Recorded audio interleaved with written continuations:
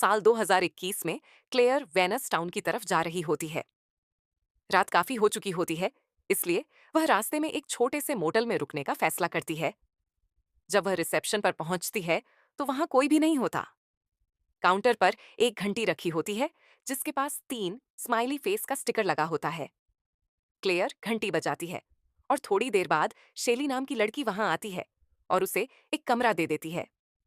Clear उससे Venus town का रास्ता पूछती है तो शैली बताती है कि वह वहीं पली बड़ी है और उसे सबसे छोटा रास्ता भी बता देती है।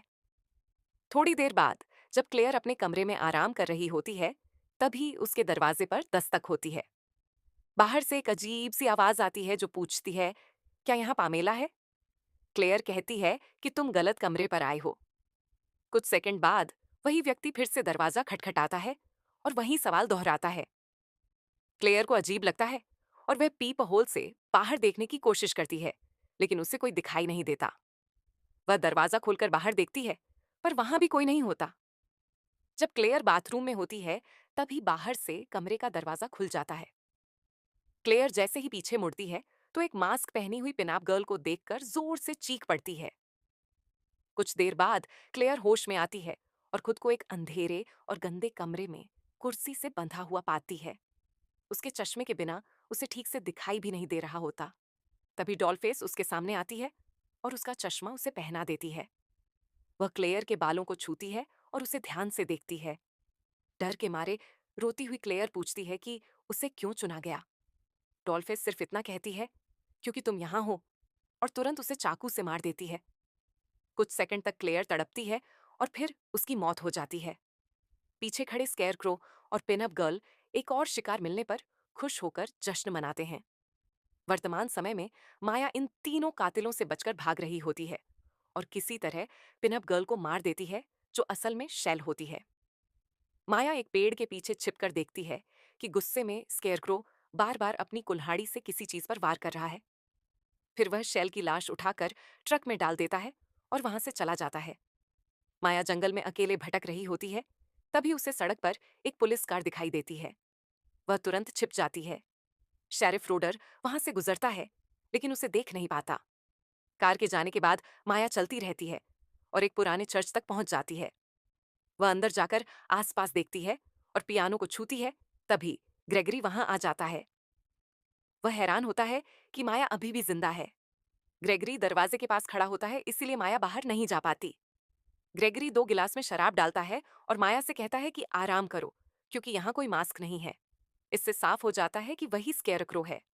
वह शेल के नाम पर ड्रिंक करता है और माया से कहता है कि अपने बॉयफ्रेंड के लिए भी ऐसा ही करे, जिसे उन्होंने पहले मार दिया था। माया कहती है कि उसने शेल को जानबूझकर नहीं मारा, लेकिन ग्रेगरी उसकी बात पर विश्वास नहीं करता और उसे वहां से भगा देता है। इसके बाद माया जितनी तेज भाग सकती है भागती है। इसी समय शेरिफ रोडर को स्टेशन से फोन आता है कि माया गायब हो गई है। वह अपने आदमियों को आदेश देता है कि उस लेक हाउस में तलाश करें, जहां माया अपने बॉयफ्रेंड के साथ रह रही थी। थोड़ी देर बाद माया जंगल से निकलकर सड़क पर आती है और पुलिस कार देखकर रुक जाती है। रॉडर उसे कार में बैठा लेता है और उसकी कहानी सुनता है। माया बताती है कि उसे पता है कातिल कहाँ छिपे हैं, लेकिन वह तभी बताएगी जब उसे उसकी बहन के पास ले जाया जाएगा। जब माया फोन मांगती है तो रोडर झूठ बोलता है कि यहाँ नेटवर्क नहीं है। फिर माया फर्स्ट एड किट मांगती है तो रोडर ट्रंक खोलने बाहर चला जाता है। माया इस मौके का फायदा उठाकर ड्राइविंग सीट पर बैठती है और कार लेकर भाग जाती है।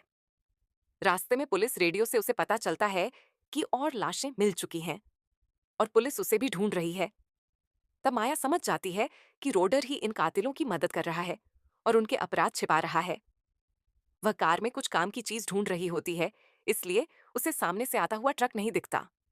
वह बचने की कोशिश करती है, लेकिन कार पेड़ से टकरा जाती है। उसी समय स्केयरक्रो वहां पहुंच जाता है और माया को कार से घसीटकर बाहर निकाल लेता है। माया लड़ने की कोशिश करती है, लेकिन वह ज्यादा ताकतवर नहीं होती। स्केयरक्रो उसे ट्रक के पीछे बांध देता है।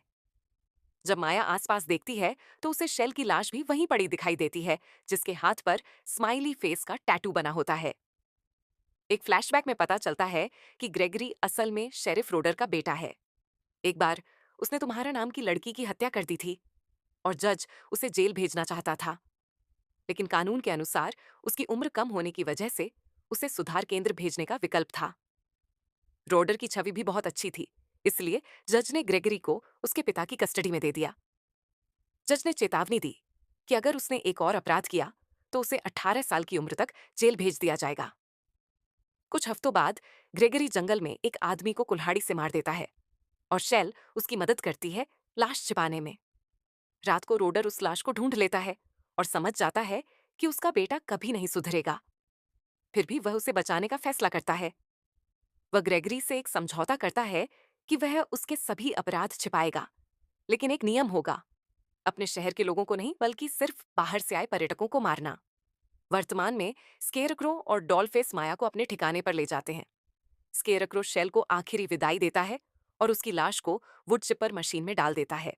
मशीन से निकलता हुआ खून देखकर माया डर और घिन से रोने लगती है।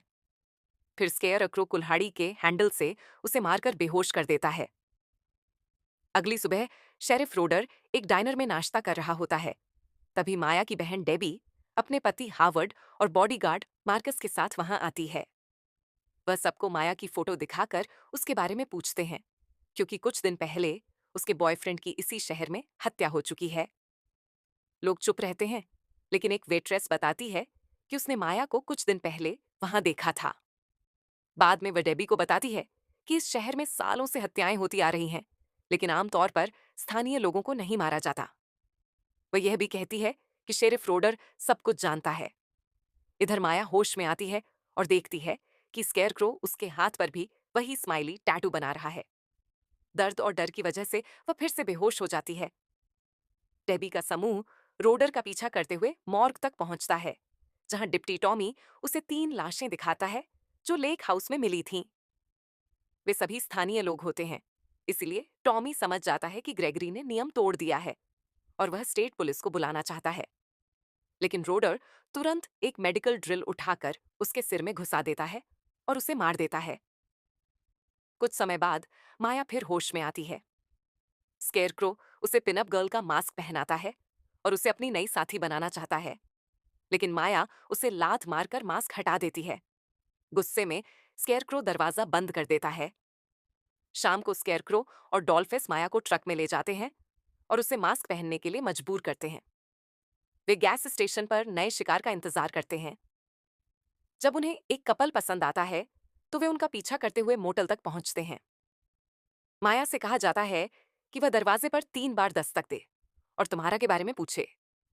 जब कपल मना करता है तो स्केयरक्रो दरवाजा तोड़कर अंदर घुस जाता है और दोनों को बेहोश कर देता है।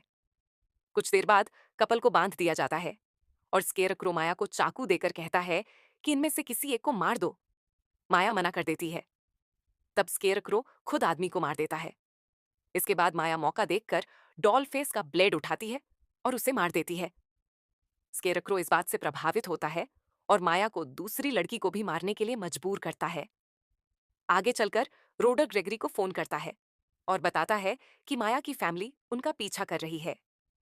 वह उन्हें सॉमिल की तरफ ले जाने का प्लान बनाता है। वहां मार्कस जांच करने पहुंचता है, लेकिन रॉडर उसे गोली मारकर खत्म कर देता है। स्केयरक्रो ट्रेलर पर हमला करता है और हावर्ड को कुल्हाड़ी से मार देता है। फिर वह डेबी को माया के सामने ही चाकू मारकर मार देता है। माया सदमे में कांपती और रोती रह जाती है। इसके बाद स्केयरक्रो उसके हाथ खोल देता है और चाकू वहीं छोड़कर चला जाता है। माया अपनी बहन की लाश ट्रक में रखती है और घर जाने के लिए निकलती है, लेकिन रास्ते में रुककर बदला लेने का फैसला करती है। वह उनके ठिकाने में घुसती है और रोडर को 2 गोलियां मारकर खत्म कर देती है। फिर उसे ग्रेगरी का कमरा मिलता है, जहां शेल की तस्वीरें और अजीब चित्र लगे होते हैं। ग्रेगरी मास्क उतारकर कहता है कि माया उसकी पहली शिकार है जो जिंदा बची है। वह कहता है कि अब दोनों एक जैसे बन चुके हैं। माया कहती है कि अब उसके पास खोने के लिए कुछ भी नहीं बचा। जब ग्रेगरी उसके करीब आता है तो माया अचानक चाकू घोंप देती है और फिर कुल्हाड़ी से उसे मार देती है। अगली सुबह माया उस ठिकाने से बाहर निकलती है और ग्रेगरी का मास्क अपने साथ लेकर चली जाती है। अगर आपको ऐसी ही फिल्मों की रोमांचक कहानी और एक्सप्लेनेशन पसंद आती है तो चैनल मूवी डिकोड को जरूर सब्सक्राइब करें और बेल आइकन ऑन करना ना भूलें। धन्यवाद।